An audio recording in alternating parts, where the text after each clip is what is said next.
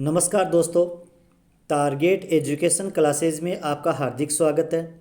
दोस्तों, आज लेकर आए हैं हिंदी व्याकरण का महत्वपूर्ण टॉपिक, महत्वपूर्ण भाग वर्तमान काल। काल का दूसरा भाग वर्तमान काल। भूतकाल पहले वाली वीडियो में हम पढ़ चुके हैं, तो आज पढ़ेंगे वर्तमान काल और वर्तमान काल के भेद। तो देखते हैं काल। काल का अर्थ होता है समय। ये पिछली वीडियो में भी हम पढ़ चुके हैं, परंतु फिर भी मैं रिपीट कर रहा हूँ। काल का अर्थ होता है समय, और काल की परिभाषा है क्रिया के जिस रूप से कार्य के होने के समय का पता चले उसे काल कहते हैं। जैसे काल के 3 भेद होते हैं, हम सब जानते हैं। पहला उदाहरण है बच्चे फुटबॉल खेलते हैं, तो यहाँ पर जो क्रिया है वो ते हैं। अगला उदाहरण है बच्चे फुटबॉल खेल रहे हैं, इसमें क्रिया है खेल और उनकी सहायता करने वाले शब्द हैं रहे हैं। तो यहाँ पर रहे का तात्पर्य ये लिया जाता है कि बच्चे अब वर्तमान में खेल रहे हैं। और तीसरा उदाहरण है बच्चे फुटबॉल खेलेंगे, यानी आगे आने वाले समय में खेलेंगे। तो ये थे काल के उदाहरण। ये 3 उदाहरण 3 काल से लिए गए हैं। अब देखते हैं काल के भेद। तो काल का पहला भेद है वर्तमान काल, दूसरा भूतकाल और तीसरा है भविष्य काल। तो आज हम पढ़ेंगे वर्तमान काल के बारे में, यानी वर्तमान काल किसे कहते हैं, वर्तमान काल के उदाहरण क्या होंगे और वर्तमान काल के भेद क्या होंगे और उनमें अंतर किस प्रकार होगा, ये इस वीडियो में हम सब जानेंगे। यानी गवर्नमेंट एग्जाम में पूछे जाने वाले वो उदाहरण, वो परिभाषाएं, वो भेद हम इस वीडियो में पढ़ेंगे। तो अब सबसे पहले देखते हैं कि भूतकाल और वर्तमान काल और भविष्य काल इनमें होता क्या है। तो भूतकाल में हम पहले पढ़ चुके हैं कि बीता हुआ समय भूतकाल का होता है, और क्रिया हो गई यानी काम हो चुका होता है। भूतकाल में बीता हुआ समय यानी क्रिया हो चुकी है, क्रिया खत्म हो चुकी है, काम हो चुका है, और इसकी पहचान करने के लिए वाक्य के अंत में था, थी, थे शब्द आते हैं। वर्तमान काल का मतलब है समय चल रहा है, अब वर्तमान में जो हो रहा है उसकी बात करेंगे। इसकी क्रिया चालू है, यानी काम चालू होता है, कार्य चालू और होता है। इसकी पहचान वाक्य के अंत में होता है, हैं और हूँ। और भविष्य काल की बात करेंगे तब आने वाले समय की बात करेंगे, और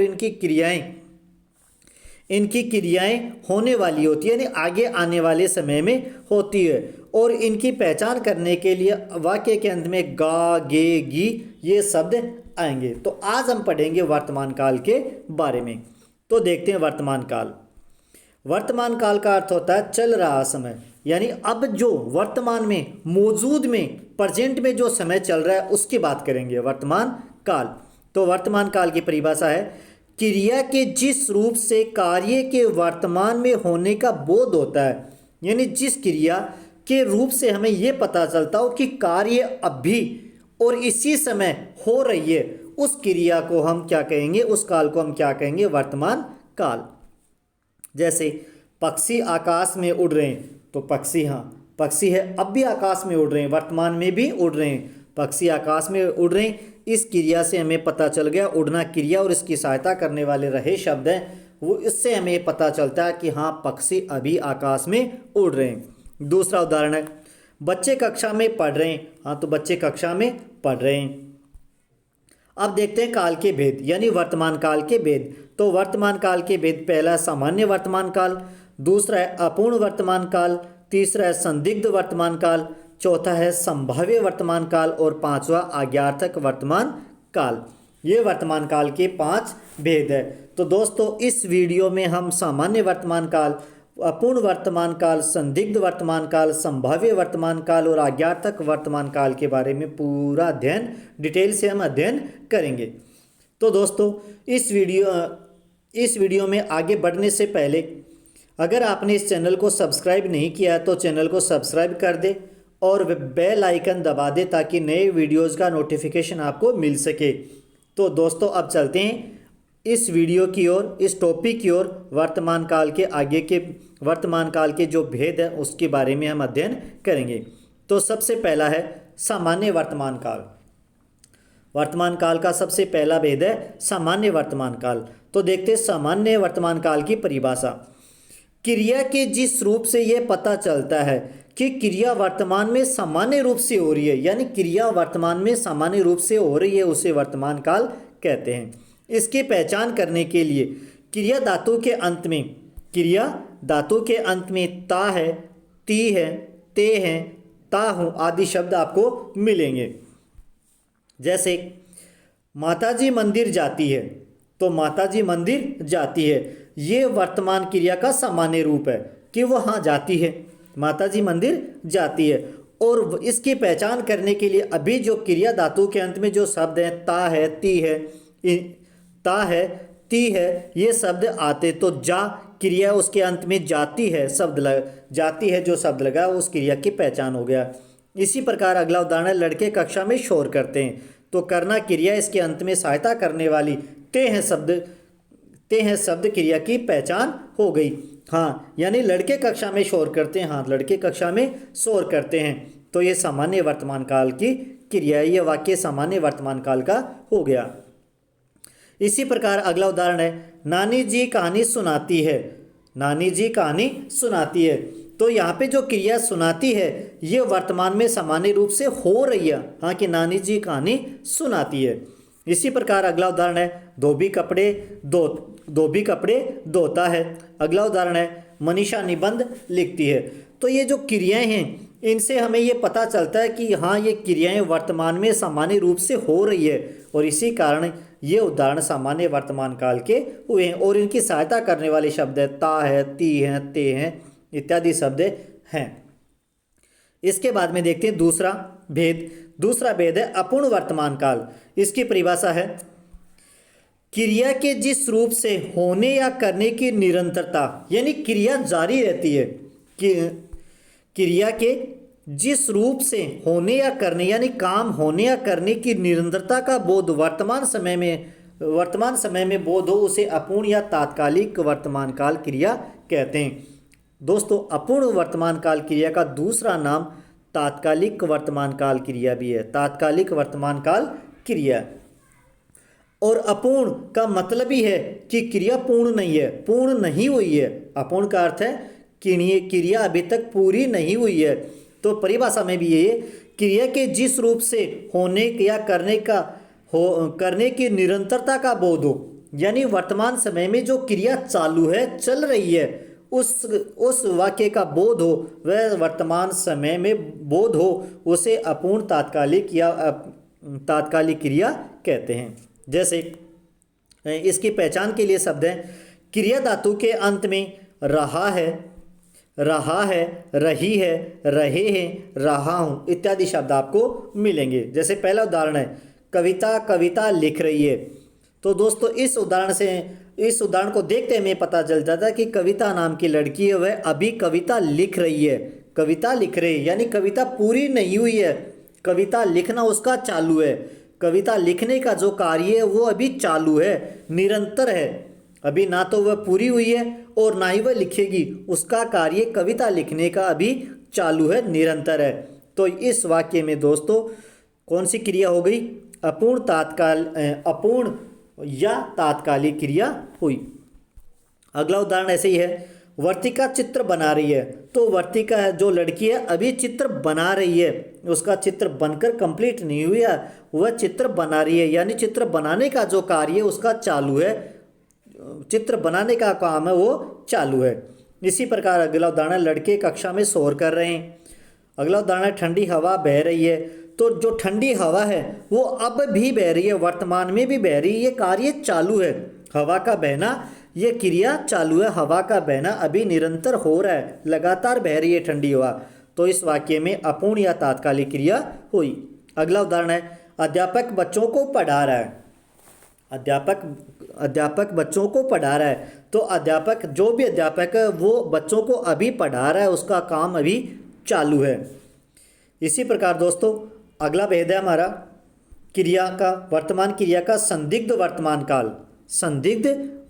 काल। तो इसकी परिभाषा है, क्रिया का वह रूप जिससे वर्तमान काल में क्रिया के होने, यानी कार्य तो वर्तमान काल में ही हो रहा है, परंतु उसमें संदेह पाया जाए। क्रिया के क्रिया के क्रिया का वह रूप जिससे वर्तमान काल में क्रिया होने में, यानी कार्य तो वर्तमान काल में ही हो रहा है, परंतु फिर भी उस क्रिया में संदेह पाया जाए, उसे संदिग्ध काल कहते हैं, संदिग्ध वर्तमान काल कहते हैं। क्रिया धातु के अंत में ता होगा, ती होगी, ते होंगे, ते होगे इत्यादि शब्द आपको मिलेंगे। दोस्तों थोड़ा सा यहाँ पर ध्यान देने योग्य बात है कि जो सामान्य वर्तमान काल की क्रिया हुआ है, ता है, ती है, ते है, उसी का थोड़ा सा आगे बढ़ा हुआ रूप सामान्य वर्तमान काल की क्रिया है। यानी सामान्य वर्तमान काल में क्या होता है, कार्य की क्रिया जो उनके अंत में ता है, ती है, ते हैं, परंतु संदिग्ध में क्या होगा, यहाँ पर भी ता, ती, ते तो मिलेगा, परंतु उनके साथ में होगा, होगी, होंगे शब्द जोड़ने पर यह कौन सी क्रिया हो जाती है, संदिग्ध वर्तमान काल की क्रियाएं हो जाती है। तो इसके उदाहरण देखते हैं। जैसे मनीषा निबंध लिखती है। अगर मनीषा निबंध लिखती है तो किसका कौन सा वाक्य होगा, सामान्य वर्तमान काल का। परंतु लिखती होगी तो ये वाक्य संदिग्ध हो गया, संदेह में रह गया कि पता नहीं मनीषा निबंध लिखती होगी, लिख भी रही है या नहीं हो रही है। हम तो अंदाजे से कह रहे हैं, अंदाज से कह रहे हैं कि मनीषा निबंध लिखती होगी, और जहाँ पे संदेह हो वहाँ पे संदिग्ध वर्तमान काल होता है। तो यहाँ पे लिखती होगी, इसमें संदेह बना हुआ है, तो ये संदिग्ध वर्तमान काल हो गया। इसी प्रकार अगला उदाहरण है, पूजा नृत्य करती होगी। तो अगर पूजा नृत्य करती होगी तो संदिग्ध वर्तमान काल, और इसकी जगह वाक्य ये लिखा था पूजा नृत्य करती है तो सामान्य वर्तमान काल होगा। दोस्तों थोड़ा सा इतना यहाँ पर ध्यान देना कि पूजा नृत्य करती है तो सामान्य वर्तमान काल का उदाहरण होगा, और अगर पूजा नृत्य करती होगी तो संदिग्ध वर्तमान काल का उदाहरण होगा। तीसरा उदाहरण, लड़के कक्षा में शोर करते होंगे। तो यहाँ पर भी होंगे संदेह है कि पता नहीं कक्षा में बच्चे लड़के शोर करते होंगे। अगला उदाहरण है, कविता पढ़ती होगी। यहाँ पर भी पता नहीं, संदेह बना हुआ है कि कविता पढ़ती होगी। अगला उदाहरण वह मंदिर जाता होगा, उसका भी मतलब संदेह बना हुआ है, जाता है या नहीं, इस वाक्य में हमें संदेह होगा, वहाँ पर संदिग्ध वर्तमान काल होगा। तो परिभाषा के अनुसार क्रिया का वह रूप जिसमें वर्तमान काल में क्रिया होने पर भी संदेह बना रहे, वहाँ पर संदिग्ध वर्तमान काल होता है। तो इसके बाद में अगला उदाहरण है, संभाव्य वर्तमान काल। संभाव्य वर्तमान काल की परिभाषा है, क्रिया की जिस क्रिया से कार्य के होने या करने की संभावना का बोध हो उसे संभाव्य वर्तमान काल कहते हैं। और इसके अंत में रहा होगा, रही होगी, रहे होंगे शब्द आपको मिलेंगे। दोस्तों यहाँ पर ध्यान देना कि अपूर्ण वर्तमान काल में तो क्या है, रही है, उनके अंत में कौन से शब्द मिलेंगे, रहे हैं, रही है, रहे हैं। और संभाव्य में क्या होगा, रहा होगा, रही होगी, रहे होंगे। ये कंफ्यूज करने वाले वाक्य हैं दोस्तों, ध्यान देना। बस ये परीक्षा में इन्हीं में से प्रश्न पूछे जाते हैं कि इसमें कौन सा वाक्य होगा। तो इसके उदाहरण देखते हैं हम। जैसे इसके संभाव्य वर्तमान काल में ये तो हम सब जानते ही हैं कि शायद, कदाचित, संभाव्यता, हो सकता है आदि शब्द मिल जाए तो वे संभाव्य वर्तमान काल के होंगे। तो इसके उदाहरण देखते हैं। जैसे राधा कहानी लिख रही होगी, राधा कहानी लिख रही होगी या लिख रही हो, पता नहीं है, परंतु देखो राधा कहानी लिख रही होगी या हो, परंतु यहाँ पर संभावना व्यक्त की गई है कि लिख रही है या नहीं है। इसी प्रकार अगला हमारा उदाहरण है, शायद रोहन आया हो। तो यहाँ पर भी आया हो, पता नहीं है, संभावना व्यक्त की जा रही है, संभावना व्यक्त की जा रही है, शायद बाहर रोहन आया हो। इसी प्रकार अगला उदाहरण है, मोहित पुस्तक पढ़ रहा हो या मोहित पुस्तक पढ़ रहा होगा।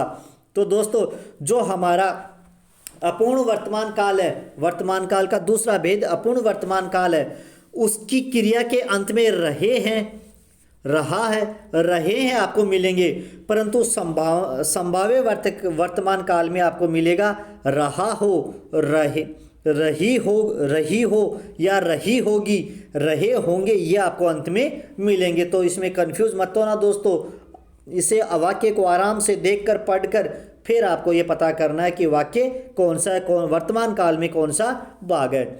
इसी प्रकार अगला उदाहरण है, संभवतः नौकर आया हो। तो ये तो शायद, कदाचित, संभवतः, हो सकता है, ये वाक्य जिसमें हो, ये शब्द जिस वाक्य में मिल जाए वो तो संभाव्य वर्तमान काल के ही होते हैं। अगला उदाहरण है, शायद माताजी ने चाय बनाई हो। तो यहाँ पर भी शायद शब्द है और अंत में हो शब्द लगा हुआ है, तो ये किसका हो गया, संभाव्य वर्तमान काल का उदाहरण हो गया। इसके बाद में देखते हैं आज्ञार्थक वर्तमान काल। आज्ञार्थक वर्तमान काल की परिभाषा है, क्रिया के जिस रूप से वर्तमान समय में, यानी क्रिया तो वर्तमान काल में ही, वर्तमान समय में ही हो रही है, परंतु साथ में आज्ञा देने का बोध हो, आज्ञार्थक वर्तमान काल कहलाता है। आज्ञार्थक वर्तमान काल कहलाता है। दोस्तों यहाँ पे कहलाता लिखा हुआ है, कहलाता है, आज्ञार्थक वर्तमान काल कहलाता है। जैसे बच्चों अब तुम पढ़ो, तो यहाँ पर बच्चों को आज्ञा दी गई है कि बच्चों अब तुम पढ़ो। दूसरा उदाहरण है, रामू मेज साफ करो। तो रामू को आज्ञा दी गई कि रामू मेज साफ करो। तीसरा, खिड़कियाँ खोल दो या खोल दीजिए। तो यहाँ पर भी आदेश दिया गया, आज्ञा दी गई कि खिड़कियाँ खोल दो या खोल दीजिए।